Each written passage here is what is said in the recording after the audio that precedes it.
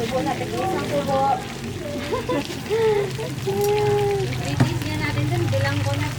Naku, baka pagbalik ko yung bilangin ulit. Tinago mo natin. Kasi pag nag-dip sila.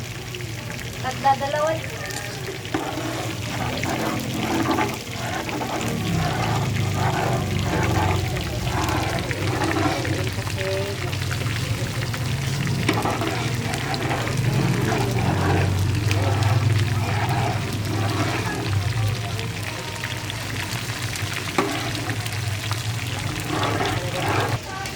Okay.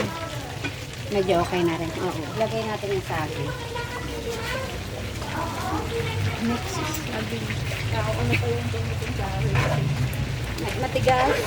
Ito saka yung saging kasi natin parang hindi, parang hinog na hinog kaya ay ano, maasim to pag matagal. Oo. Hybrid yung klaseng saging yun. Malalaki. Oo, ang lalaki. Ang saging naman kahit hilaw na kain.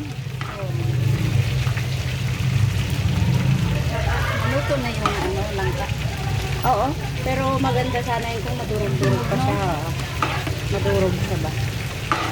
O pwede naman kahit hindi kasi yung iba gusto nila Manguyain lang naman. Manguya talaga hindi. Kinakain naman ng hilaw.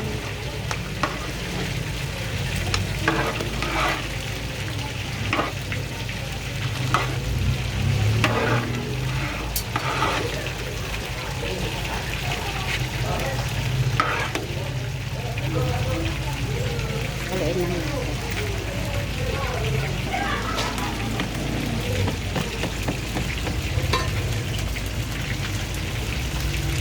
Daming sago. Paborito yun. Paborito ng mga bata. Sago. Yan ako lang ha. I-drink. Nalahan na rin natin sila ito, ah. Naghahanap yung pag nalaman nila yung nagluto si Aimee. Alam nila masarap. Pupunta ba dito? Hindi. Pero pupunta yan sila dito. Dito si Pastor pag ano, pero si Pastor minsan na lang.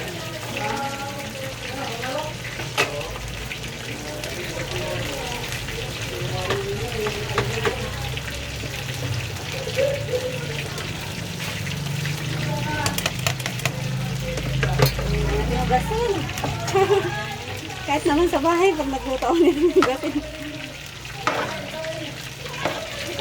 Sakto lang ang sabaw Ate Glenn kasi mapupulo siya pag. Napagay pa yan? Lapit na. Lapit na lang po.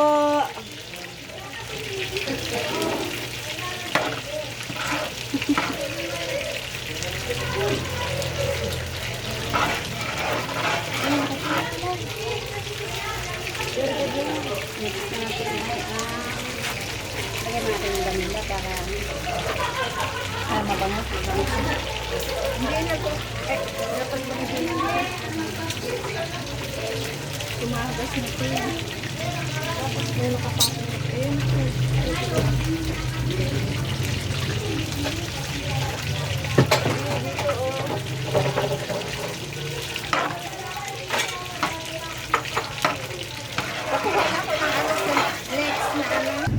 Ano lang, powder na rin nilagay. Oh. Powder na lang, asukal sa pagkata. Bakuluin lang natin. Para yung saging maluto-luto. Perfect talaga pag si Ate Jo. Malasa na to sa sabaw yung langka, tapos mabango. Kasi kaya yun, pino lang magdagdag na lang tayo. Nandun sa tapat na yun, nagsusulat. Mano, kasi para ang takip kasi na ng purpose na madali na. Parang ayaw ko nga ng sugar na yan eh. Prestan ko kaya. Paabot ako ng pantakip. Sayang naman. Hindi, magagamit naman namin yan. Sa marinade. Oh. Kailangan takpan mo. Pagkatapos, pag mabilis siyang maluto. Kung siya mo, tanggalin mo na kayong takip, huwag mo nang takpan. Para bumalik yung butong niya. Kasi pag tinakpan mo siya, di basa. Oo. Pagkatapos, pag panulutungin mo na siya, gawin ko palutong na, Tatanggalin yung takip. tanggalin mo rin na yung takip. Para, papagalan siya sa pagluto. Ganda na ng kulay. Nilagay mo na ba yung bilog mo? Oo, kanina. Yung powder na lang. Ayun na kumukulo. Kasi kanina nilaan mo. Siyempre, bibili kasi akong asukal, baka mamaya mag-apaw-apaw. Binalik ko yung asukal. Kaya kung di mo binawasan ng tubig, Puno-puno. damugid ba, oy?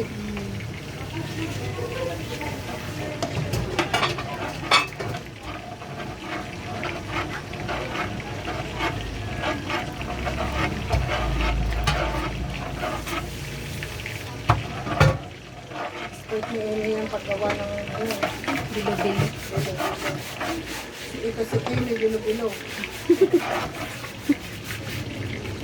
Bilo-bilo. Alam mo na rin kung ano kadami. Ay, ganyan ka lang. Ito. O, tansya lang. Tansya lang?